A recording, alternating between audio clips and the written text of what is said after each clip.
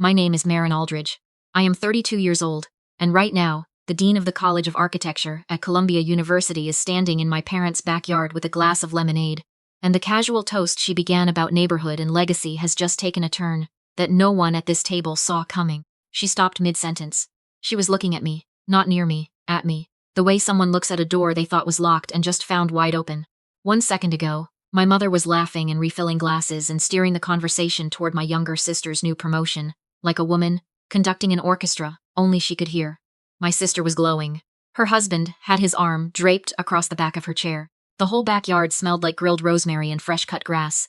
And then Dr. Vivian Okafor set her glass down on the arm of the Adirondack chair, turned her full attention to me, and said, in a voice that carried past the string lights and all the way to the kitchen window, "I have to say, I did not expect to find you here tonight." Then she asked a question that cracked 28 years of careful silence right down the middle. "How does this family talk about what you do?" My mother's smile tightened so fast I thought her face might snap. She reached for the breadbasket like it was a life raft. "Oh, Marin helps with office things, interior decorating, that sort of thing. She is very low-key about it." Dr. Okafor did not look at her. To understand how I became the daughter my own mother edited out of every conversation, you have to understand the hallway wall. I was 7 years old the first time I noticed it. Our house in Ridgewood, New Jersey had this long hallway between the kitchen and the living room, and my mother had turned it into a gallery. Framed photos, certificates, ribbons. 11 frames by the time I was in middle school. 9 of them were my sister, Chloe at ballet recital. Chloe holding a watercolor ribbon from the county fair. Chloe on the swim team podium, goggles pushed up on her forehead, grinning like the sun owed her money. 2 frames were mine. One was a family Christmas photo, where you could see about 60% of my face behind my father's shoulder. The other was my kindergarten school portrait, hung low, near the baseboard, partially blocked by an umbrella stand my mother refused to move. I asked her once if we could hang my second-grade drawing up there. I had won a district art prize for it, a colored pencil sketch of our neighbor's oak tree. My teacher had written exceptional spatial awareness on the back. My mother looked at the drawing, looked at the wall and said, "We don't want it to get too cluttered, Marin." There were 11 frames on that wall and 2 empty nails she had never filled. I stopped asking. But I did not stop watching that wall. Every year I checked, I called it the wall count. 9 for Chloe, 2 for me. After my sister won a regional swim meet, it went to 10. After I graduated valedictorian from Ridgewood High, it stayed at 2. After Chloe got Employee of the Month at the Marriott front desk, where she worked after dropping out of community college, my mother reframed the certificate in a gold-edged frame and hung it at eye level. 11 to 2. I kept the count like a scientist logging data, not because I wanted to be petty, because I wanted to understand. What exactly was the formula? What did Chloe have that I did not? And what would it take to move the number? The answer, I eventually realized, was nothing. There was no formula. The wall was not a scoreboard, it was a mirror. It reflected exactly who my mother wanted to see when she walked through her own house. And that person was not me. I went to Cornell on a full scholarship. Architecture, 4 years of studio crits, and sleepless nights, and models built from balsa wood and ambition and coffee. So strong it could have filed its own tax return. I graduated with honors. I called my mother from the parking lot after the ceremony, still in my cap and gown, and she picked up on the 4th ring. "Mom, I did it. Honors. The whole thing." A pause. Not the kind that means someone is collecting their thoughts. The kind that means someone is deciding how much space to give you. "That is wonderful, Marin." "Oh, before I forget, Chloe got accepted into that hospitality management certificate program I told you about. 6 weeks. She is so excited." Chloe's certificate program was an online course that cost $400 and took 6 Saturdays. There is nothing wrong with that. But my mother described it to her friends as if Chloe had been admitted to the Cornell Hotel School. "She is pursuing advanced hospitality credentials," she told our aunt at Thanksgiving. "Very competitive." I had a degree in architecture from an Ivy League university. My mother told the same aunt I was doing something with buildings, I think. Drafting, maybe. I landed a position at a firm in Manhattan, small but respected. We worked on adaptive reuse projects, converting old factories and churches into community spaces. I spent 2 years on a project turning a decommissioned post office in the Bronx into a public library and youth center. The project won a regional AIA award. My name was on the plaque. The New York Times architecture critic mentioned it in a roundup of the year's most thoughtful civic projects. I bought 2 copies of the paper. Sent one to my mother. She never mentioned it. When I asked if she had seen it, she said, "I think your father may have put it somewhere. You know how he is with mail." That was the year I stopped sending things home. Meanwhile, my mother had constructed an entire mythology around Chloe's career. Chloe was a front desk manager at a Marriott near the Newark airport. She checked guests in, resolved billing issues, and coordinated with housekeeping. Perfectly respectable work. But to hear my mother describe it, Chloe was essentially running a luxury hospitality empire. She oversees operations for a major international hotel brand. She told her book club, client relations at the executive level. Her holiday letter one year said Chloe was thriving in global hospitality leadership. Chloe approved shift swaps and restocked the lobby coffee station. The lie was never about Chloe's job. The lie was about the distance between what Chloe actually did and the version my mother performed for an audience. And the silence about me was not an oversight. It was a choice. I know because our neighbor, Mrs. Gillespie, stopped me in the CVS parking lot one summer and said, "Your mom mentioned you've been having a rough patch. I hope things turn around for you, honey." I had just been promoted to senior associate at my firm. I was 30 years old and leading a $5 million renovation project. I was not having a rough patch. My mother was having a narrative, and I was not part of it. When I confronted her, gently, on the phone, she sighed like I had asked her to carry something heavy. "Marin, not everything needs to be a competition. Chloe's work is more relatable. People understand hotels. They do not understand whatever it is you do with old buildings. It is called architecture, Mom. You know what I mean. I do not have a husband. I do not have children. I live in a one-bedroom apartment in Astoria with drafting paper on the kitchen table, and a cat named Corbusier who tolerates me. There is no Instagram-ready version of spending 14 hours redlining construction documents. My mother could not brag about me at brunch, because she did not understand my work, and she did not want to learn. So she built the version of the family that made sense to her. Chloe was the star. I was the asipsis. My name did not appear on my mother's Facebook page, once in 8 years of published projects, press mentions, and awards. Not even in a tagged photo. Just my elbow in one Thanksgiving shot, cropped at the edge of the frame. I zoomed in on that photo once. You could see my watch and the sleeve of my sweater. That was all. 6 months before the backyard dinner, I had been part of a team that designed a new community health clinic in Harlem. The project was ambitious. It had to fit on a narrow lot, serve 4 different medical specialties, and feel welcoming to a neighborhood that had been historically underserved by every institution that claimed to care about it. I worked on it for 18 months. I barely slept. I lost 11 pounds I did not have to lose. The day it opened, the line of people waiting to register wrapped around the block twice. Dr. Vivian Okafor was on the advisory board. She had reviewed our design proposals, questioned our material choices, pushed back on our window placements, and ultimately championed the project through 3 rounds of community board hearings. After the ribbon cutting, she found me near the back entrance, where I was leaning against a wall and trying to remember the last time I had eaten something that was not a protein bar. She looked at me for a long moment. "Mims Aldridge, the way you handled the community integration on this project showed a level of care I rarely see. The lobby ceiling alone. That coffered detail is not in the original plans, is it?" "No. I added it after talking to one of the older women in the neighborhood. She said the clinic she grew up going to had tin ceilings, and she always felt safe under them. I wanted to give her something that felt like that." Dr. Okafor nodded slowly. "That is the kind of listening that cannot be taught. You should know that your name came up in a faculty meeting last week. People are paying attention to your work." Then she shook my hand and walked away. I stood in that alley for a long time. I did not cry, I just stood there letting it settle, the way you stand in sunlight after a long winter, and let it do its work without naming it. I wanted to call my mother. I did not. The dinner was my mother's idea. Chloe's husband, Marcus, had just been offered a management position at his company. A good job, solid salary, health insurance, the kind of thing that deserves a nice dinner and a toast. My mother decided to make it an event. She invited Marcus's parents, Tom and Sandra, and because Sandra had mentioned being involved in community development work in Montclair, my mother, in a rare moment of social ambition, also invited Dr. Okafor, who Sandra apparently knew through a nonprofit board. I do not know exactly how my mother got Dr. Okafor's contact information, but I suspect Sandra made the introduction, and my mother extended the invitation with the kind of aggressive warmth she reserves for people she wants to impress. My mother can be extraordinarily charming when the audience is right. It is one of her most dangerous qualities. I found out about the dinner 3 days before it happened. My father called. Not at 2 in the morning, not dramatically, just a regular Tuesday evening call. "Saturday. Your mother's doing a thing in the backyard for Chloe and Marcus. She wants you there, but..." He trailed off. "But what?" "She asked me to remind you that this is Chloe's night. She does not want you to, make it about yourself." When have I ever made anything about myself? He was quiet for a moment. "I know. I am just passing along the message." Saturday came. I wore a linen blazer I had bought the week the Harlem clinic opened. It was the color of wet clay, and I liked the way it made me feel. Grounded. The night I accepted the AIA Citation of Merit, I had worn that blazer on stage. It was not expensive, It was not fashionable, but it was mine in a way that mattered. My mother met me at the front door before I could ring the bell.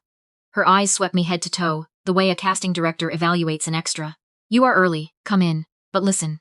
Tonight is about your sister. Marcus's family is here, and there is a very accomplished woman, some kind of professor, very connected. I need you to just be pleasant. Do not bring up your work. No one wants to hear about construction projects at a dinner party. Architecture, Mom. Same thing, just sit and enjoy. And maybe help me bring out the salad when it is time." The backyard looked beautiful. I will give her that. She had strung lights between the maple tree and the fence, set out her good dishes on a long table covered with a linen cloth, and placed hydrangeas in mason jars down the center. Placed cards in her careful handwriting. I found mine at the far end, near the gate to the side yard, next to the empty chair where no one was sitting. The guests arrived. Marcus's parents, Tom and Sandra, warm and direct, the kind of people who ask questions and actually listen to the answers. And then Dr. Okafor and her wife, Helen, who taught comparative literature at Rutgers and had the kind of laugh that made you want to say something funny just to hear it again. My mother introduced everyone with rehearsed precision. When she got to me, she put her hand briefly on my shoulder like she was steadying a vase. "And this is Marin, our oldest. She does some interior decorating work, very low-key." Dr. Okafor took my hand. She looked at me. She did not say my name immediately. She held the handshake one beat longer than social convention required, and something moved behind her eyes. Recognition. Not the polite kind, the real kind. My mother steered her toward the table. But as Dr. Okafor turned, she glanced back over her shoulder at me. Her mental filing cabinet had already pulled the folder. Dinner was my mother's masterpiece. She poured wine, passed the bread, narrated Chloe's highlights like a highlight reel with a laugh track. Chloe's promotion, the trip to Cancun, the new kitchen renovation, Marcus's new role, everything polished to a shine. And every time the conversation drifted in my direction, my mother redirected it like a traffic cop. Sandra asked me what I did. "Oh, Marin is more behind the scenes," my mother said before I could open my mouth. Tom asked if I was also in hospitality. My mother laughed. "No, Marin is more of a creative type. She dabbles." Helen asked what part of the city I lived in, and my mother answered for me. "She has a little place in Queens. Very cozy. I live in Astoria, in a neighborhood with some of the best Greek food in the 5 boroughs, 3 blocks from the park where I run every morning. It is not a little place in Queens. It is my home." The 4th time someone tried to include me, it was Dr. Okafor. She turned to me directly, eyes steady, and said, "Marin, Sandra tells me you work in design. What kind of projects are you involved in?" My mother cut across my first syllable like a lawnmower through a daisy. "Oh, she mostly does small residential things, nothing too exciting." "Sandra, did Chloe tell you about the new countertops?" Dr. Okafor looked at my mother, then she looked at me, then she set her napkin down carefully and picked up her glass. She stood. She did not clink the glass. She just held it, the way a professor holds a book she is about to read from, and the table went quiet on instinct. "I want to say something about tonight," she said. "Tom, Sandra, your son seems like a man of real substance. And Chloe, your warmth is obvious. This family clearly has a lot to celebrate." She paused. She took 2 steps away from her chair, and then she did something I have only ever seen done in courtrooms and lecture halls. She walked, slowly, deliberately, around the outer edge of the table, past Chloe, past Marcus, past my father, and stopped directly behind my chair. But I have to be honest. When I accepted this invitation, I did not know I would be sitting at a table with someone whose work I have admired for the better part of 2 years. My mother's smile froze. Not a crack, not a flinch, just a full stop. "How does this family talk about what you do?" The air left the backyard. I could hear the neighbor's sprinkler 3 houses down. I could hear the ice shifting in the pitcher. My mother jumped in. "We are so proud of all our girls. Marin does lovely work with interiors and—" Dr. Okafor raised one hand. Not rudely, just the way a person raises a hand when they have heard enough, and the record needs correcting. "Mrs. Aldridge, your daughter Marin, was the lead designer on the Harlem Community Health Clinic, a project that was reviewed by Columbia's Department of Architecture and Urban Planning as one of the most thoughtful civics design interventions in this city in the last decade. Her name is on an AIA citation of merit. She was quoted in the New York Times. The coffered ceiling in that building's lobby was her idea, inspired by a conversation she had with a woman from the neighborhood. That is not interior decorating. That is architecture that changes how people experience public space." She looked at my mother. "So I am asking, genuinely, how does this family talk about what she does? Because I have been sitting here for 45 minutes, and I have heard her introduced as someone who dabbles." The table was so quiet I could hear the wax dripping from the candles. Sandra looked at my mother. Her voice was level, and there was nothing warm in it anymore. "You told me your older daughter was having a difficult time finding her path. You said she was figuring things out. That is why I never brought up my board work around her. I thought it might be a sore subject. My mother reached for her glass. Her hand was shaking. I was not trying to mislead anyone. I just did not want to make things awkward. Marin's work is so specialized. Most people do not understand it. You did not try to help them understand it either, Sandra said. Chloe turned to Marcus. Her face had gone very still. Your mother told me Marin had some personal issues, that it was better not to ask about her job. I believed her because she said it with so much concern. My sister looked at our mother. Why would you tell them that? My mother's eyes filled. I was protecting this family. Marin's work takes her to difficult neighborhoods. She works with government agencies. It is complicated. I did not want that following you. Following me where? Chloe said. Into my own marriage. Helen, Dr. Okafor's wife, leaned forward. She had been quiet all evening. When she spoke, her voice had the careful precision of someone who chooses words the way a surgeon chooses instruments. What you did is not protection. It is erasure. You replaced one daughter's actual life with a story that made the other daughter look better by comparison. That is not a mother keeping peace. That is a woman curating an image. My father, who had been silent all evening, a man who had perfected the art of disappearing into furniture, looked up from his plate. He did not look at my mother, he looked at me. She is right, he said. We went too far, Linda. It was the first time I had heard him disagree with her in public in my entire life. The word we landed like a stone dropped into still water. He was not throwing her under the bus. He was climbing under it with her. Dr. Okafor reached into her blazer pocket and placed a business card next to my water glass. Marin, we are launching a community design fellowship at Columbia next spring. If you are interested, I would like you to apply. And I would be happy to write the recommendation myself. I looked at the card. Cream stock, clean typography. My name was not on it, but it felt like it could be. Chloe was staring at her hands. She looked at Marcus, then back at our mother. When she spoke, her voice was not angry. It was something worse. It was tired. I need you to hear something. I did not know you told his parents those things about Marin. I did not know you were describing her like she was failing. And now I need to figure out what else I did not know. What else you said to people about our family, that I just accepted because it was easier than questioning it. She pulled off the small diamond stud earrings Marcus had given her for their first anniversary and set them on the table. Not dramatically, almost gently, like she was putting something down that had gotten too heavy to keep holding. I am not saying anything is over. I am saying I need to understand what I was standing inside of before I can know what to do next. Marcus put his hand on the table, not on her, just near her. Available. She did not take it yet, but she did not move away either. I stood. I folded my napkin the way my mother taught me to fold napkins. When I was 9, corners matched, edges clean. I picked up my blazer from the back of my chair. Mom, I love you. But tonight is the last time I will shrink so you can fill the room. If you want me in this family, it will be as I actually am, not the version you perform for other people. She flinched. It was small, a contraction of something around her eyes that I had never seen before. Not anger. Something closer to being caught. My father bowed his head. I walked out through the side gate without waiting for anyone to follow. 8 messages by morning. My mother. Escalating. You have embarrassed this family in front of important people. I hope your buildings are enough to keep you warm at night. Chloe, late. After midnight. I do not know how to feel yet, but I am not angry at you. I think I am angry at myself for not seeing it sooner. My father at 6:47 a.m. I should have said something years ago. I am sorry, Marin. One sentence. More honest than 2 decades of silence, and a number I did not recognize. Sandra. Vivian told me about your clinic work months ago. When your mother described you differently, I believed her because she seemed so sincere. I would love to meet for coffee if you are open to it. I think I owe you that. We met 2 weeks later at a cafe in Montclair. Sandra ordered a cappuccino and got straight to it. Your mother told me you had been struggling. She said it with such concern that I felt guilty for even asking about you. I actually avoided mentioning my board work around you, because I thought it might remind you of things that had not worked out. What exactly did she say? That you had tried a few things after college and nothing really stuck. That you were doing some freelance decorating work and it was fine but not really a career. She said you were sensitive about it. I have a license in architecture issued by the state of New York. My name is on a building that serves 4,000 patients a year. I was not freelancing. I was not sensitive. What do you call it? Sandra asked. When someone does that to their own child, I thought about it. The wall count, I said. When I was a kid, I used to count the frames on the hallway wall. How many were sister? How many were me? What was the count? 11 to 2. And one of my 2 was mostly blocked by an umbrella stand. Sandra set her cup down. Did it ever change? Not while I was watching. Chloe called 5 weeks later. It was a Sunday morning. She did not start with small talk. I knew Mom's version of you was wrong. I think I always knew. But her version made my life easier. If you were struggling, then I did not have to feel guilty about being the favorite. If you were just doing little decorating projects, then my hotel job was not the smaller thing. I let her story stand because it protected me too. She stopped.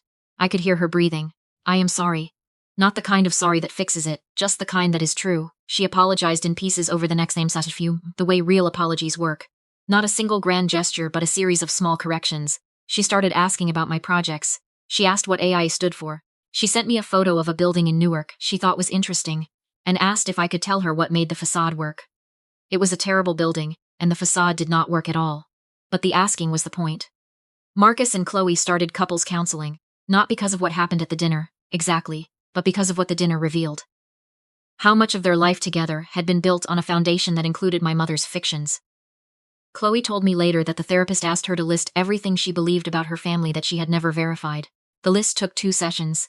My mother called on a Thursday. It was afternoon. It was raining. I was sitting at my drafting table, working on a pro bono project for a women's shelter in the Bronx, and I almost did not answer. Marin, Mom. A long pause. I could hear the television in the background. She muted it. I have been telling people a version of you that is not real. I told it for so long that I started to believe parts of it. I think it was easier to have one daughter I could explain simply and one daughter I could just not mention. Another pause. I did not understand your work. I still do not really. But I should have asked you to teach me instead of acting like it did not matter. It was not the apology I had imagined as a child. Not a public correction. Not a scene. Just a tired woman on a rainy Thursday afternoon admitting out loud what she had done, without an audience to perform for. I am sorry for putting you behind the umbrella stand, she said. And then quieter. I think I always knew that was wrong. If you want to try again, I said, it has to be with the real me. The architect. The one whose work you do not understand. All of it. I know. I drove to Ridgewood on a Saturday in October. No occasion. Just a Saturday. The leaves were turning. The driveway needed sweeping. The house smelled like garlic and onions, which meant my mother was making her bolognese, the one she only makes when she is trying. I walked through the front door and down the hallway. The wall had changed. Not dramatically, not a renovation. But my kindergarten portrait had been moved up from the baseboard to eye level, and next to it, in a simple black frame, was the New York Times clipping. The one I had sent years ago, the one she said my father might have misplaced with the mail. She had kept it. She had framed it.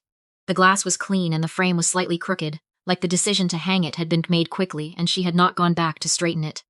11-4 now. Still not even, but the umbrella stand had been moved to the coat closet. At dinner, over bolognese and a glass of wine I did not need but wanted, she asked, "So tell me about the shelter project. What is the hardest part about designing something like that?" A plain question, the kind any parent might ask, at any table on any Saturday. I told her. I explained how you design a building for people who have learned to associate enclosed spaces with danger, how every window placement matters, how you think about sight lines differently when your residents need to see the exits at all times, how a ceiling that is too low can feel like a trap, and a ceiling that is too high can feel like an institution. And the work is finding the height that feels like a home. She listened. She asked questions when she did not understand. She nodded when she did. She did not redirect to Chloe. She did not minimize it. She did not translate it into something smaller. It was not a healed family. It was not the end of the work. But it was a wall with my name on it that had been bare for 25 years, and it was a mother who had finally stopped pretending that the umbrella stand belonged there. If you have ever stood in a room where your own family described you as less than you are, not out of cruelty exactly, but out of convenience, hear this clearly. Love that asks you to become invisible so someone else can shine is not love. It is staging. The night that woman stood behind my chair and asked how my family talks about what I do, I thought telling the truth might cost me my mother, for good. What it actually cost me was the role she had written for me. The quiet one. The difficult one. The one who does something with buildings, nobody is quite sure what. Roles like that only hold if you keep reading from the script. And scripts only have power if the person playing the part agrees to stay on the page. If you are sitting at a table right now where the price of belonging is letting someone else describe your life for you, ask yourself one question. Who decided that your silence was the thing holding this family together? Because the first person who needs to hear you say who you actually are is not them. It is you.